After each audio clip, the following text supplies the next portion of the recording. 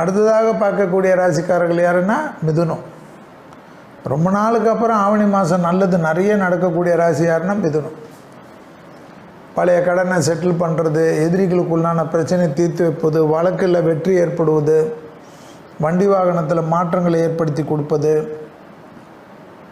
BP cholesterol sugar எல்லாம் கொஞ்சம் பார்த்துக்கிறது, மருந்து மாற்றுக்கிற எடுத்துக்கிறது, ஒரு டே கேர் சர்ஜரி முடிச்சுட்டு வீட்டுக்கு வர்றது, மேலதிகாரிகள் நம்பிக்கைக்கு பாத்திரமாகிறது, ப்ரமோஷன் கிடைப்பது, இன்க்ரிமெண்ட் கிடைப்பது எல்லாமே கிடைக்கும் ஐயா.